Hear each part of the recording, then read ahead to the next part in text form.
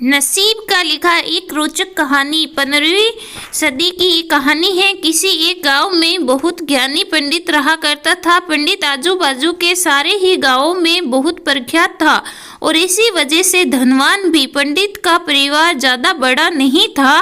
पंडित अपनी पत्नी के साथ अपने बहुत बड़े घर में अकेला रहता था, क्योंकि पंडित का कोई बेटा न था और एक ही बेटी थी जिसका विवाह पास के गांव वाले एक श्रीमंत लड़के से हो चुका था। पंडित ने शादी से पहले अपने होने वाले दामाद की अच्छे से जांच पड़ताल की थी और अपनी बेटी का भविष्य भी ठीक से पढ़ा था। तब जाकर उसने बेटी की शादी की थी। लेकिन चंद सालों में ही पंडित का दामाद बुरी आदतों के चुंगल में फंस गया। जुआ और शराब की बुरी लत ने उन्हें सड़क पर लाकर रख दिया था। अपनी बेटी की दुर्दशा देखकर पंडित की पत्नी काफी दुखी होती थी और अक्सर पंडित को कहा करती थी कि तुम जाकर उनकी मदद कराओ। पंडित हमेशा अपनी बीवी को ये कहकर उनकी मदद करने के लिए मना कर देता था कि अभी कुछ समय तक उनका बुरा वक्त चलना है। हम चाहे कितनी ही कोशिश कर ले, जो उनके नसीब में नहीं है वह उन्हें नहीं मिल पाएगा। पंडित की ऐसी बातों से उसकी पत्नी काफ़ी दुखी हो जाया करती थी और मन ही मन सोचती कि कैसा स्वार्थी पिता है, अपनी बेटी को इतने कष्टों में देखकर भी उसकी मदद करने के लिए मना करता है। आखिर भगवान ने जो इतना सारा धन दाने दिया है उसका क्या करेंगे?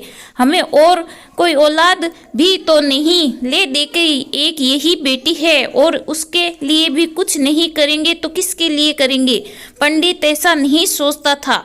ऐसा नहीं है कि पंडित अपनी पुत्री से प्रेम नहीं करता था, लेकिन उसने अपनी पुत्री की कुंडली इतने अच्छे से पढ़ी थी और वह ये पहले से ही जानता था कि वह चाहे किसी भी लड़के से शादी करती, लेकिन उसके जीवन में ये समय आने वाला ही था और इसे भुगते उसका छुटकारा नहीं मिलने वाला था। एक दिन खाने पीने के लिए भी मोहताज हो चुके पंडित के बेटी और दामाद उसके घर आए। पंडित ने और उसकी बीवी ने दोनों का खूब आदर सत्कार किया और खूब अच्छा खाना खिलाया।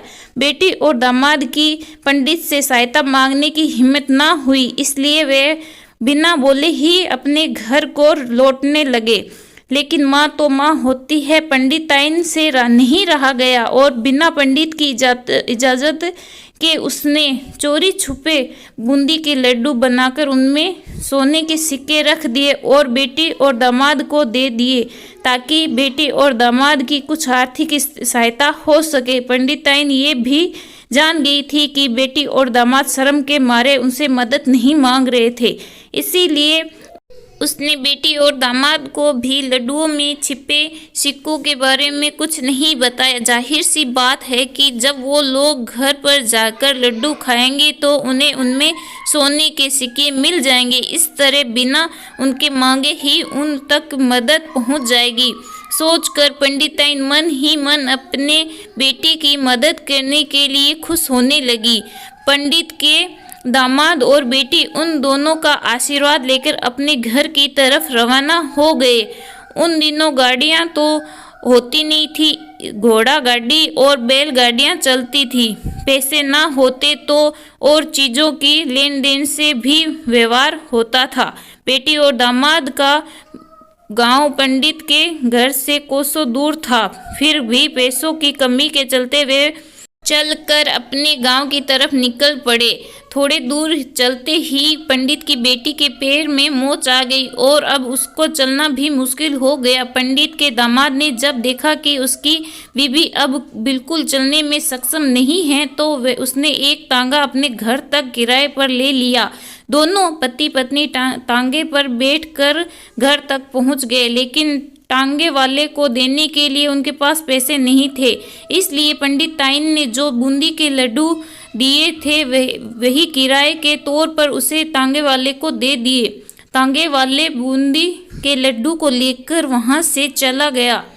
तांगे वाले अपने घर की तरफ जा रहा था, तब उसे हलवाई की दुकान दिखी। उसने सोचा कि थोड़े से बूंदी के लड्डुओं से मेरे घर के लोगों का पेट थोड़ी भरने वाला है। इससे अच्छा मैं इन बूंदी के लड्डुओं को बेचकर इनसे कुछ चावल खरीद लेता हूँ। तांगे वाले ने बूंदी के लड्डुओं हलवाई को बेच दिए। जिससे गांव में वह हलवाई रहता था, उसी गांव के एक आदमी ने अपने घर पर पूजा रखी थी और उसी पंडित को उस पूजा के लिए बुलवाया। पूजा में लगने वाला प्रसाद के लिए उस आदमी ने उसी हलवाई से बूंदी के लड्डू लिए जहां पर उस तांगे वाले ने बेचे थे। हलवाई ने भी उस आदमी को तांगे वाले से खरीदे हुए लड्डू पहले दिए ताकि वह खराब ना हो जाए, क्योंकि वह नहीं जानता था कि ये लड्डू कब बने हैं। पूजा खत्म होने पर दक्षिणा और बूंदी के लड्डू लेकर जब पंडित अपने घर आया और खाने बैठा तो प्रसाद में लाए बूंदी के लड्डू खाते वक्त लड्डू में सोने का सिक्का निकला। इस घटना को देखकर पंडिताइन की आंखों से आंसू बहने लगे। पंडित ने जब पंडिताइन से उसके रोने का कारण पूछा तो पंडिताइन ने पंडित को सब कुछ बताया और पंडित ने उसकी बातों पर भरोसा न करने के लिए माफ़ी मांगी।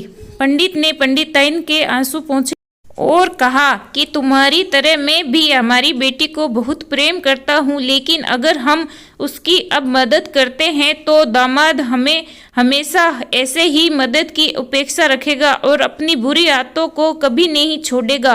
पंडिताइन भी अब पंडित की बातों से सहमत हो गई। 2-3 महीने बीत गए। पंडित के दामाद और बेटी फिर से एक बार उनके घर आए और इस बार उसकी स्थिति पहले से बेहतर थी, क्योंकि पिछली बार खाली हाथ जाने के बाद दामाद ने नया काम शुरू किया और अपनी सारी बुरी आदतें छोड़ दी। स्टोरी कैसी लगी कमेंट करके ज़रूर बताइएगा। चैनल पे नए हो तो सब्सक्राइब करना ना भूलें। Thank you.